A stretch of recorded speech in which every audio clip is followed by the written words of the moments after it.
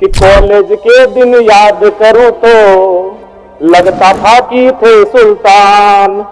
चौक चौराहे राजपाट थे और दरबार था चाहे दुकान। हल कश्मीर का मुद्दा करते मुंह में दबा लेते जब पान। मन में लोहा तन इस्पाती चलते थे हम सीना तान। धीरे धीरे गल गया लोहा, धीरे धीरे गल गया लोहा, तेवर का तलवार गया। एक नौकरी, हाँ एक नौकरी के चक्कर में देखो सिकंदर हार गया।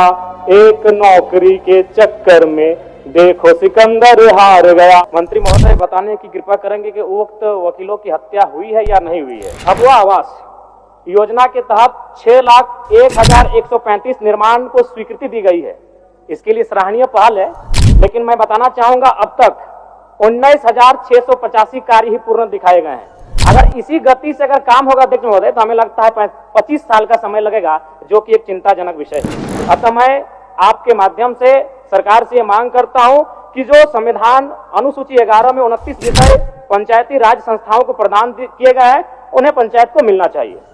कि 47% महिलाएं मां बनने की क्रिया की इच्छा जागृत नहीं कर पाती है, यानी मां बनने की जो क्रिया है उस इच्छा को जागृत नहीं कर पाती है। और रिपोर्ट कहती है 47%। रांची से जाकर धनबाद में केला खरीदे, केला को लाकर रांची में खाएं और फिर छिलका धनबाद को सौंप दिए। पूर्व की सरकार में कपड़ा का रंग था गेरुआ रंग और वर्तमान की सरकार में कपड़ों का रंग है हरा में, तो अगली सरकार पीले रंग का ड्रेस लाएगी, प्रचलन में नहीं है। गेरुआ रंग का कपड़ा प्रचलन में नहीं है। अध्यक्ष महोदय ये बहुत बड़ी बीमारी है। बजट 12% हो या 24% हो, इतना बड़ा बजट के बाद भी अगर इस राज्य के सरकारी पदाधिकारी, इस राज्य के माननीय विधायक सांसद अपने बच्चों को सरकारी विद्यालय में पढ़ाने में अगर सक्षम है तो मेरे हिसाब से शिक्षा बजट का कोई औचित्य नहीं। अध्यक्ष महोदय आसमान में धान बो रहा हूं। लोग कहते हैं पगले आसमान में धान नहीं बोया जाता है। कभी कहते हैं कि जब धरती में भगवान जम सकता है तो आसमान में धान क्यों नहीं बोया जा सकता। किसान हूं, आसमान में धान बो रहा हूं। लोग कहते हैं पगले आसमान में धान नहीं बोया जाता है। कभी कहते हैं कि जब धरती में भगवान जम सकता है तो आसमान में धान क्यों नहीं बोया जा सकता है।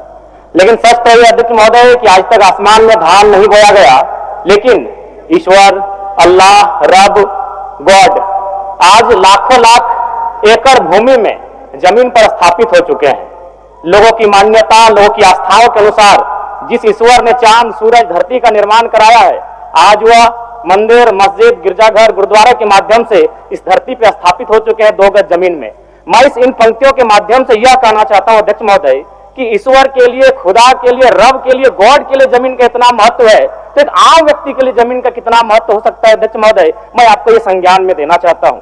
अमेरिकी कृषि विभाग और राष्ट्रीय कृषि सांख्यिकी के आंकड़े बताते हैं कि बिल गेट्स, जिनके पास 2,42,000 एकड़ भूमि है, यानी रामगढ़ जिला से तनिक कम। अध्यक्ष महोदय आज अगर इस राज्य का भ्रमण किया जाए तो आप पाएंगे कि इस राज्य का प्रत्येक दूसरा घर आज जमीन संबंधित विवादों से परेशान है।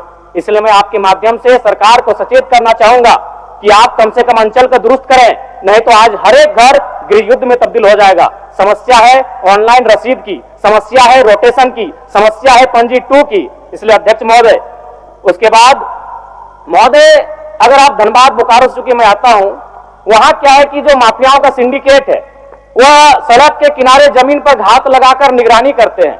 उन्हें जैसा ही मालूम चलता है कि ये जमीन का जो रैयत है वो अगर कमजोर है तो पौने पौने दाम में फर्जी कागजात बनाते हैं और उस जमीन पर अपना दावा मजबूत करते हैं। अध्यक्ष महोदय, इसलिए मैं आपसे चाहूंगा कि इस विषय को भी गंभीरता पूर्वक लेंगे। उसके बाद अध्यक्ष महोदय, इस राज्य के तमाम आंदोलन, चुहाड़ विद्रोह से लेके, तमाड़ विद्रोह से लेके बिरसा मुंडा का आंदोलन, वो भूमि पर आधारित आंदोलन रहा है। अध्यक्ष महोदय, और उसी के परिणाम स्वरूप इस राज्य में एसपीटी कानून, सीएनटी कानून और विल्किंसन कानून लागू किया गया। लेकिन आज जब आप सड़कों में देखेंगे कि आदिवासी समाज के लोग रांची में सरना झंडा गाड़कर अपनी जमीनों की रक्षा कर रहे हैं, सीएनटी जमीन होने के बाद भी। अध्यक्ष महोदय, इसलिए मैं आपके माध्यम से सरकार से चाहूंगा कि सीएनटी संबंधित जो जमीन है उन पर वापसी का प्रावधान किया जाए। अध्यक्ष महोदय 30 सेकंड चाहेंगे अध्यक्ष महोदय। और साथ ही साथ, क्योंकि जब जमीन की बात आती है तो विस्थापन की बात आती है।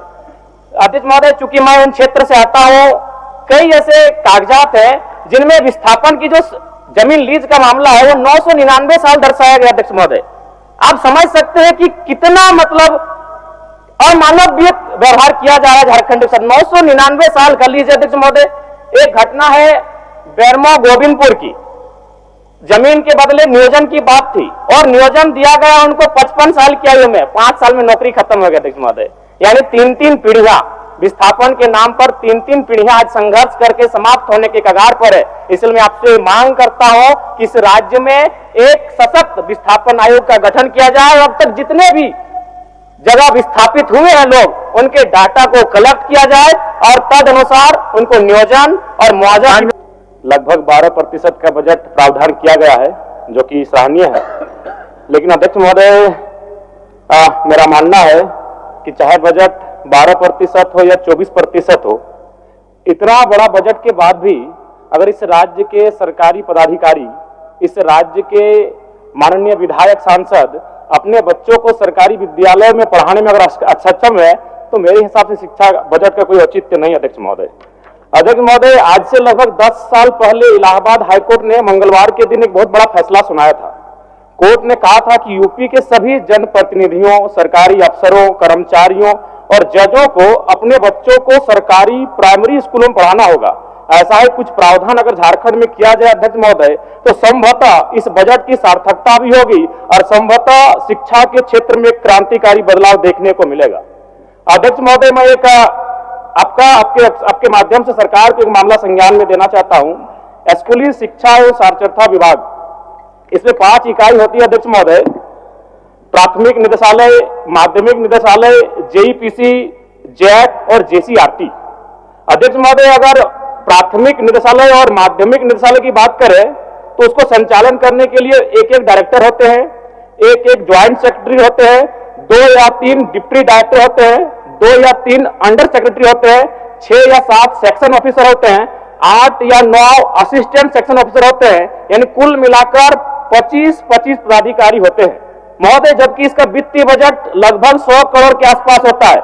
लेकिन अध्यक्ष महोदय, अगर जेईपीसी की बात करें, Jharkhand education project council, Jharkhand शिक्षा परियोजना परिषद, तो इसको संचालन करने के लिए मात्र 2 आपके पदाधिकारी हैं, एक डायरेक्टर है, एक एडमिनिस्ट्रेटिव ऑफिसर है, बाकी सब कॉन्ट्रेक्चुअल बेसिस पर है महोदय, और सारे के सारे गैर झारखंडी हैं। यहाँ पर फ्रांस और वियतनाम की कहानी याद आती होगी आपको कि किस प्रकार फ्रांस के लोग जानबूझकर वियतनाम के बच्चों को पास आउट होने से रोकते थे ताकि वो आगे जाकर फ्रांस का मुकाबला ना कर पाए अध्यक्ष महोदय। इसलिए इस मामले को संज्ञान में ले, और ये जो कॉन्ट्रेक्चुअल है वहां पर बताइए, 2 विभाग को आपके 50 ऑफिसर संभाल रहे हैं और एक विभाग जहां 2,500 करोड़ का वित्तीय बजट होता है 1 साल का। ये बहुत गंभीर मामला अध्यक्ष महोदय, जांच किया जाए।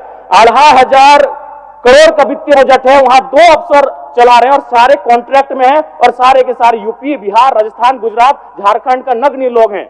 तो ये झारखंड राज्य बनने का कोई औचित्य भी नहीं दिखता है अध्यक्ष महोदय। आरटीई, राइट टू एजुकेशन, जो 2009 में आया था, इसका प्रावधान यह था कि जो प्राइवेट सेक्टर होंगे वहां 25% उन बच्चों का एडमिशन लिया जाएगा जो निर्धन परिवार से आते हैं। लेकिन मेरा मानना है, अब जांच कर लें, इसका अनुपालन नहीं किया जा रहा था। सरकार को मैं संज्ञान देना चाहूंगा कि आरटी एक्ट जो 2009 में आया है, और चूंकि ये एक्ट भी महागठबंधन की सरकार में आया है केंद्र में, तो जाहिर सी बात है मैं चाहूंगा कड़ाई से इस एक्ट का अनुपालन कराया जाए ताकि गरीब बच्चे लाभान्वित हो सके। अध्यक्ष महोदय, बस 30-40 सेकंड लेंगे, दयानिधि थोड़ा सा कृपा करें।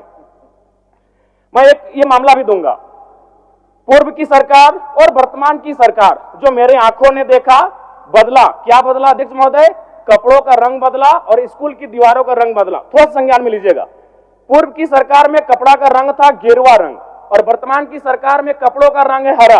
अध्यक्ष महोदय, गंभीर मामला मान के चलिए अध्यक्ष महोदय, अगर 70 लाख स्टूडेंट है, विद्यार्थी हैं, मान के चलिए साल में अगर 2 बार उनको कपड़ों की जरूरत पड़ती है तो 70 लाख गुना 2, और मान के चलते अगर एक विद्यार्थी 1000 रुपए न्यूनतम खर्च करता है तो मुझे लगता है 1400 करोड़ आता है अध्यक्ष महोदय। अब मान के चलिए अध्यक्ष महोदय, अगर अगली सरकार को अगर घोटाला करना है कपड़ों में तो अगली सरकार पीले रंग का ड्रेस लाएगी, क्योंकि पीला रंग का कपड़ा प्रचलन में नहीं है, हरा रंग का कपड़ा प्रचलन में नहीं है, गेरुआ रंग का कपड़ा प्रचलन में नहीं है। अध्यक्ष महोदय, ये बहुत बड़ी बीमारी है।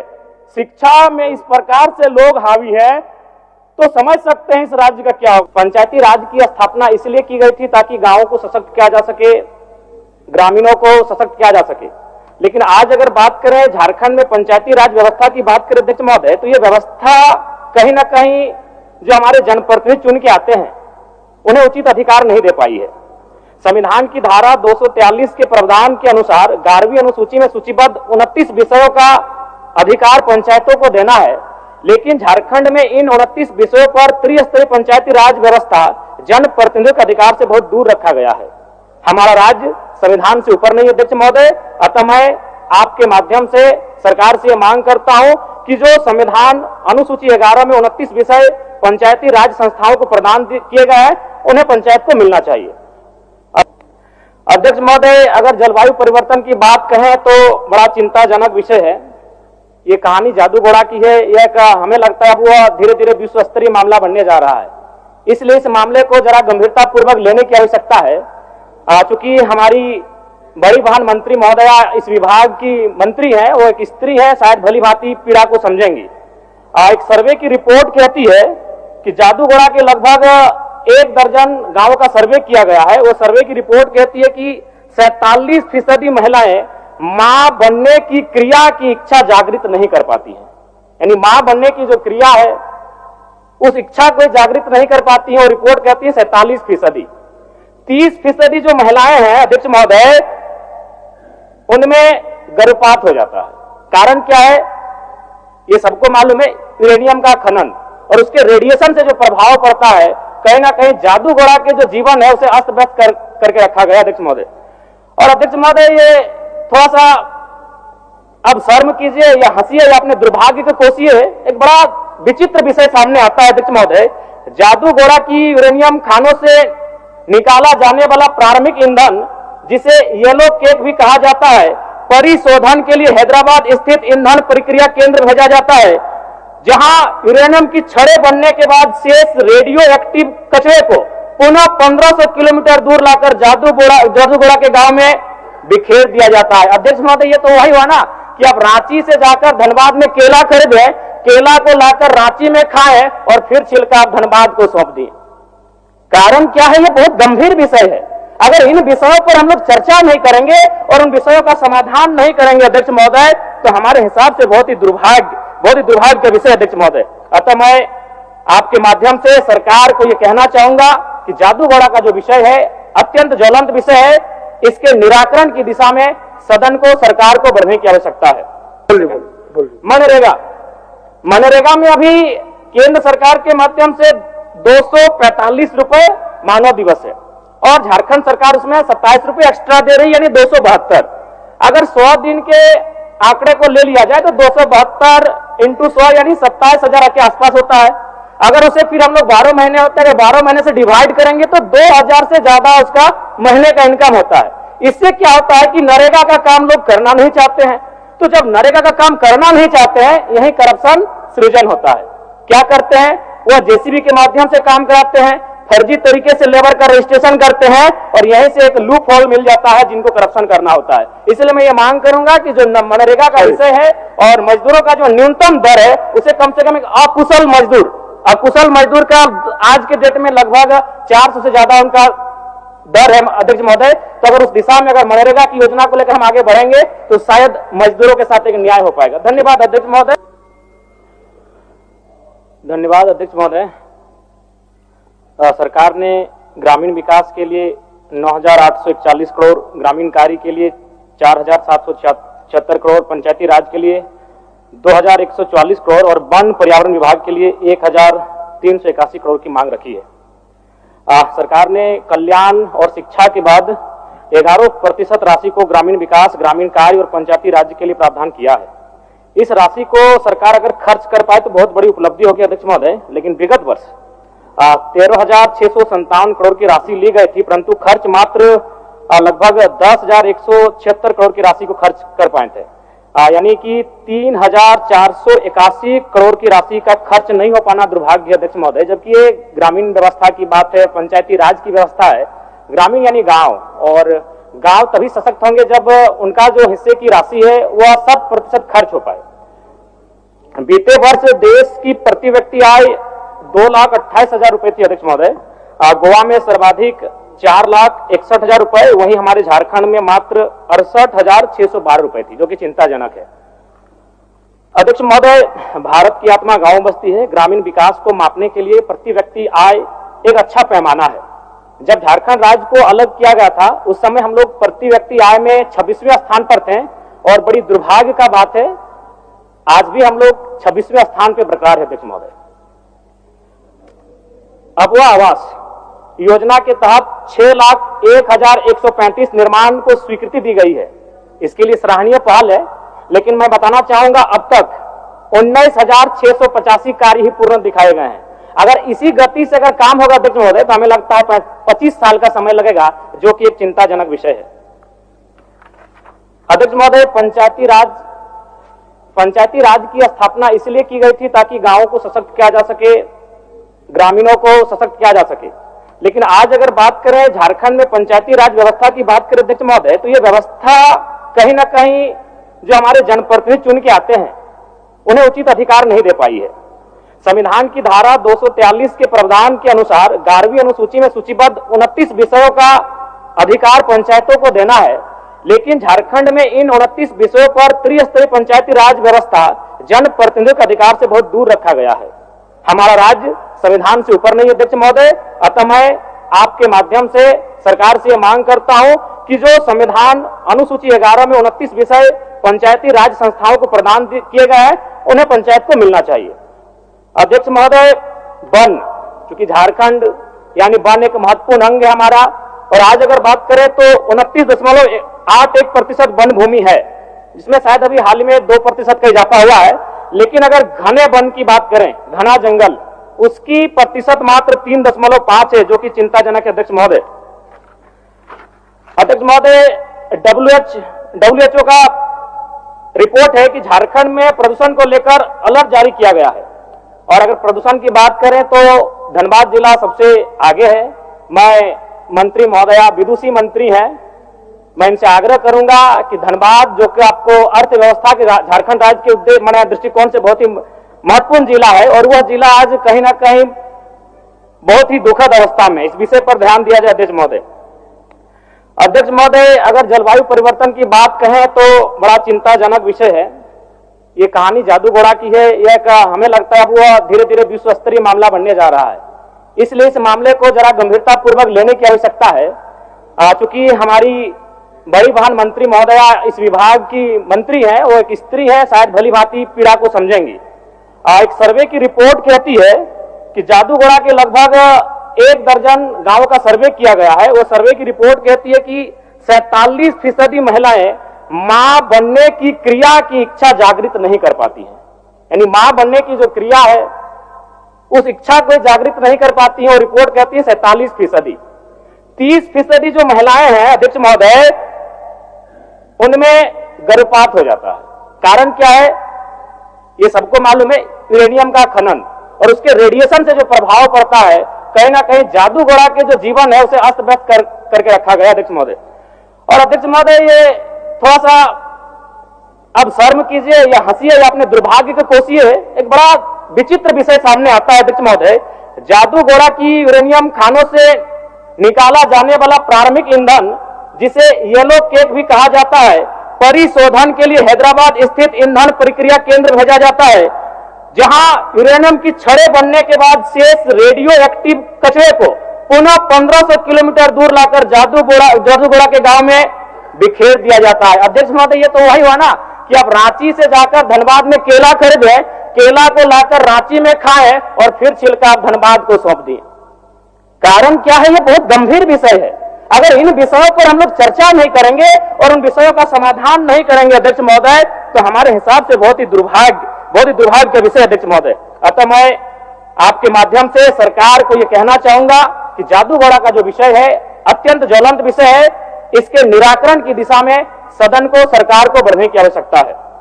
मनरेगा, क्योंकि एक माननीय सदस्य, एक और मौका मिलेगा, और मौका 30 सेकंड मनरेगा बोल दे, 30 सेकंड दे दीजिए ना। मनरेगा में अभी केंद्र सरकार के माध्यम से 245 रुपए मानव दिवस है, और झारखंड सरकार उसमें 27 रुपए एक्स्ट्रा दे रही, यानी 272। अगर 100 दिन के आंकड़े को ले लिया जाए तो 272 इंटू 100 यानी 27,000 के आसपास होता है। अगर उसे फिर हम लोग 12 महीने होते हैं, 12 महीने से डिवाइड करेंगे तो 2,000 से ज्यादा उसका महीने का इनकम होता है। इससे क्या होता है कि नरेगा का काम लोग करना नहीं चाहते हैं, तो जब नरेगा का काम करना नहीं चाहते हैं, यही करप्शन सृजन होता है। क्या करते हैं, वह जेसीबी के माध्यम से काम कराते हैं, फर्जी तरीके से लेबर का रजिस्ट्रेशन करते हैं और यहीं से एक लूप होल मिल जाता है जिनको करप्शन करना होता है। इसलिए मैं ये मांग करूंगा कि जो मनरेगा का विषय है और मजदूरों का जो न्यूनतम दर है उसे कम से कम एक अकुशल मजदूर का आज के डेट में लगभग 400 से ज्यादा उनका दर है अध्यक्ष महोदय। तो अगर उस दिशा में अगर मनरेगा की योजना को लेकर हम आगे बढ़ेंगे तो शायद मजदूरों के साथ एक न्याय हो पाएगा। धन्यवाद अध्यक्ष महोदय। पिछले 3-4 साल में वकील पर हमले बढ़े। झारखंड में करीब 100 से अधिक वकीलों के साथ हिंसक घटनाएं हुई हैं। जिला अदालतों और हाईकोर्ट के अधिवक्ता भी हमले के शिकार हुए हैं। रांची के अधिवक्ता रामप्रवेश सिंह, जमशेदपुर में अधिवक्ता प्रकाश यादव, तमाड़ में अधिवक्ता मनोज झा, चतरा के अधिवक्ता जगन्नाथ पंडित की हत्या हो चुकी है। लेकिन इस प्रश्न का उत्तर अस्वीकारात्मक आया है अध्यक्ष महोदय। इतना असंवेदनशील सरकार कैसे हो सकती है? तो मेरा पूरक प्रश्न है, मंत्री महोदय बताने की कृपा करेंगे कि उक्त वकीलों की हत्या हुई है या नहीं हुई है? माननीय मंत्री जी। अध्यक्ष महोदय, माननीय सदस्य का जो प्रश्न है जिस पर सरकार की ओर से स्पष्ट जवाब दिया गया है, जिन अधिवक्ताओं का उन्होंने अभी जिक्र कर रहा है उनका अभी तक सरकार के पास ऐसे कोई प्रतिवेदन रिपोर्ट और विभागीय स्तर पर प्राप्त नहीं है। दूसरा कुछ पूछ रहा है? अध्यक्ष महोदय, मुझे मालूम था कि मंत्री महोदय के द्वारा कुछ ऐसा ही कहा जाएगा कि उन्हें लिखित शिकायत नहीं मिली है, लेकिन ये संवेदनशील विषय है अध्यक्ष महोदय। इससे पूरा राज्य परिचित है कि इस प्रकार की घटनाएं घटी हैं और घटती हैं। साथ ही अध्यक्ष महोदय, मेरा दूसरा प्रश्न था जिसमें सरकार के माध्यम से उत्तर आया है कि न्यासी समिति के द्वारा उन्हें 7,000 रुपए का भुगतान किया जाता है। अध्यक्ष महोदय, आपको बताना चाहता हूं कि न्यासी समिति के पास वकीलों के मृत्यु संबंधित पैसे देने को नहीं है, तो फिर पेंशन की राशि कहां से हो पाएगी? महोदय, मैं माननीय मंत्री महोदय से अनुरोध करना चाहता हूं कि सरकार न्यासी से सलाह ना लेकर काउंसिल के सदस्यों से सलाह लेकर अगर इस पर फैसला करे तो बेहतर होगा। चलिए, आपका सुझाव माननीय मंत्री जी। अध्यक्ष महोदय, यह अधिवक्ता ये जो माननीय सदस्य बात उठाए हैं, ये 2014 से ही ये कमेटी द्वारा, झारखंड अधिवक्ता कल्याण निधि न्यासी समिति द्वारा, जिनका 65 वर्ष आयु होने के बाद उसे 7,000 रुपया दिया जाता था। और सितंबर 2024 में हमारी सरकार ने इसे अनुदान स्वरूप अंशदान देने की निर्णय लिया है और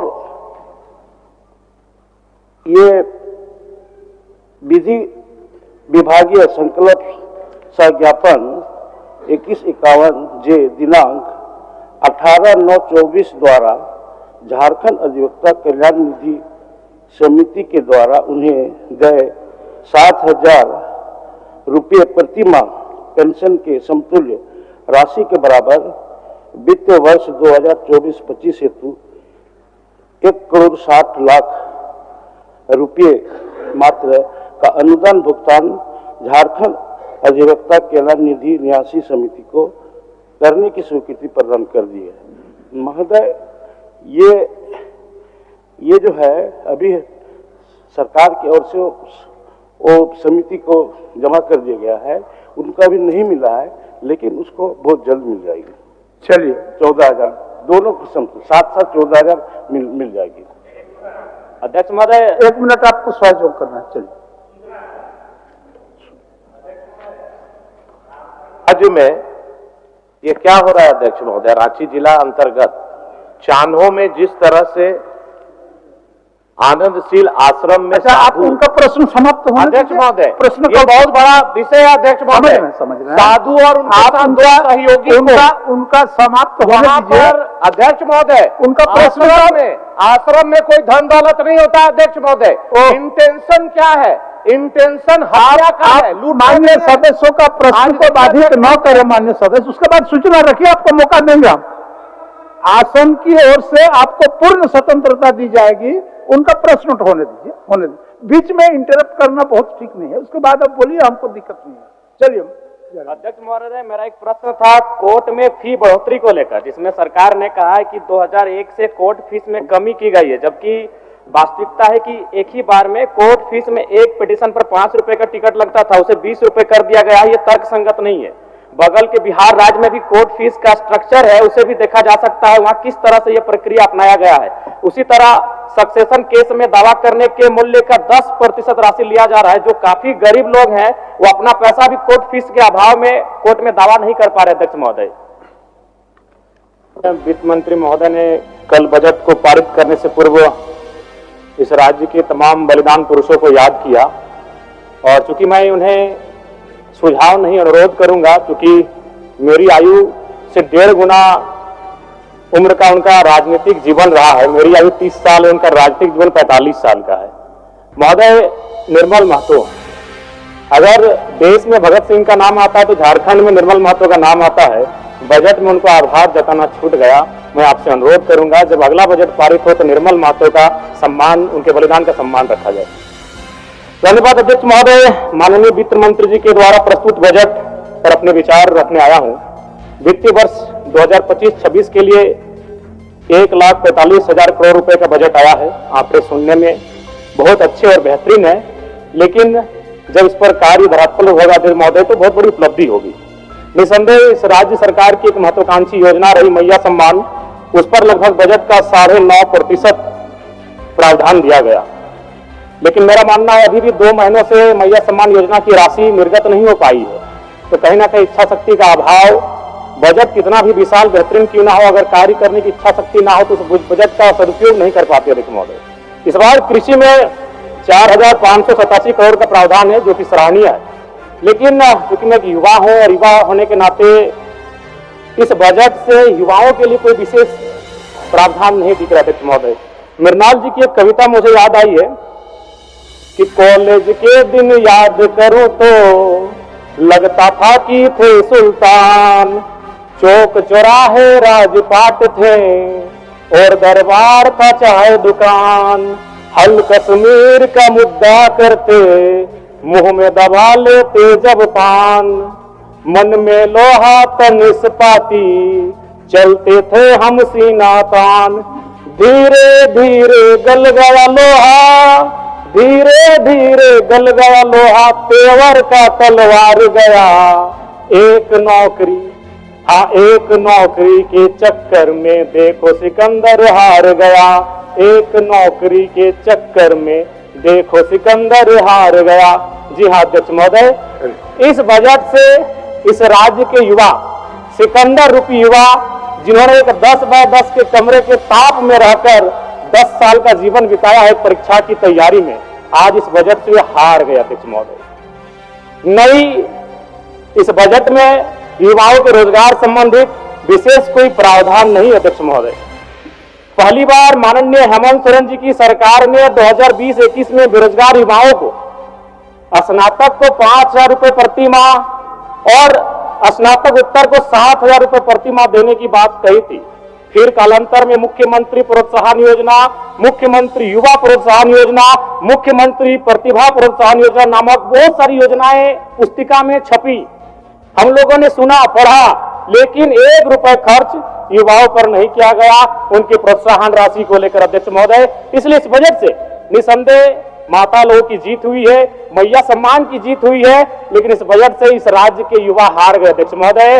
एक सटीक नियोजन नीति नहीं होने के कारण, एक सशक्त नियोजन नीति नहीं होने के कारण कहीं ना कहीं आज इस राज्य के युवा इस बजट से हारा हुआ महसूस कर रहे अध्यक्ष महोदय। तो मैं युवाओं को रोजगार कैसे मिले? जिस राज्य में 40% खनिज संपदा, उस राज्य के युवा अगर हताशा निराशा के दौर से गुजर रहे अध्यक्ष महोदय, तो कहीं ना कहीं इस बजट पर युवाओं के दृष्टिकोण से एक सवाल और प्रश्न चिन्ह खड़ा होता है अध्यक्ष महोदय। अध्यक्ष महोदय, राज्य में अनुसूचित जाति परामर्शदात्री आयोग का गठन सराहनीय है, इसकी मैं सराहना करता हूं और वित्त मंत्री जी को साधुवाद देता हूं। महोदय, अंत में मैं इस सिस्टम पे आता हूं। इस सिस्टम पे आना इसलिए जरूरी है अध्यक्ष महोदय क्योंकि माननीय वित्त मंत्री महोदय ने विधायिका के कर्तव्य का अनुपालन करते हुए बजट को तो प्रस्तुत किया, लेकिन यदि कार्यपालिका का सहयोग नहीं रहेगा अध्यक्ष महोदय, तो ऐसे बजट का कोई उपयोग नहीं रह पाएगा। आंकड़े कहते हैं 2023-24 का आंकड़ा अध्यक्ष महोदय, बजट का कुल योग था 1,41,498 करोड़, लेकिन हम लोग खर्च कर पाए थे 1,07,920 करोड़, यानी लगभग 33,000 करोड़ की राशि खर्च ही नहीं हो पाई थी अध्यक्ष महोदय। और इस बार का जो बजट है, जो पूर्व का, उसमें मात्र 65% ही राशि को खर्च किया गया। इसलिए विधायिका के साथ साथ अगर कार्यपालिका अपनी जिम्मेदारी का अनुभव नहीं करेगी, अनुपालन नहीं करेगी अध्यक्ष महोदय, फिर बजट का कोई प्रावधान नहीं रहता है अध्यक्ष महोदय। ज्यादा नहीं और 1 मिनट का समय लेंगे अध्यक्ष महोदय, क्योंकि इस बजट में किसानों को लेकर mini tractor, power tiller, pump set, ripper आदि वितरण करने की बात कही गई है। अध्यक्ष महोदय, मैं चाहूंगा किसानों को आपको उपकरण देने की आवश्यकता नहीं है। किसानों को अगर हम जल दे पाते हैं, अगर पानी की सुविधा दे पाते हैं, तो हमें लगता है किसान सशक्त हो जाएंगे अध्यक्ष महोदय। अध्यक्ष महोदय, मैं ये कहना चाहता हूं, जो भी डैम बने, चाहे वो चांडिल का डैम हो, कोणार्क का डैम हो, मैथन डैम हो, पंचेत डैम हो या टेनू घाट का डैम हो, वो पानी केवल उद्योगपति के कारखानों में जाने के लिए नहीं बना अध्यक्ष महोदय। तो क्यों ना सरकार एक प्रयोग करे, जैसे कोणार्क डैम विष्णुगढ़ ब्लॉक आता है, तो विष्णुगढ़ ब्लॉक के 5 गांव का उदाहरण प्रस्तुत कीजिए, वहां सिंचाई की व्यवस्था करिए और कम से कम कृषक को उन्नत बनाने का प्रयास किया जाए अध्यक्ष महोदय। मैं इस बजट में सुझाव का अपील करता हूं अध्यक्ष महोदय। चलिए और 1 मिनट लेंगे, ज्यादा नहीं अध्यक्ष महोदय। परम श्रद्धेय आदरणीय, इस बजट से दिव्यांग, वृद्धा और विधवाओं को बड़ी आस थी अध्यक्ष महोदय, और जब इस बजट को पढ़ा, और वे लोग भी जब पढ़ेंगे तो बड़ा विशाल लगेगा। 1,449 करोड़ 26 लाख, बहुत बड़ी राशि, लेकिन चूंकि यही फिर सरकार कहती है 12 लाख लाभुक हैं, तो अगर उस राशि से अगर 12 लाख को भाग देते हैं, क्योंकि मैथमेटिक्स का होना बहुत जरूरी है, तो रिजल्ट आता है 1,44,926। उसको फिर अगर 12 से भाग देते हैं अध्यक्ष महोदय, तो रिजल्ट आता है 1,006, यानी महीना में आप कितना दे रहे हैं, वही 1,006।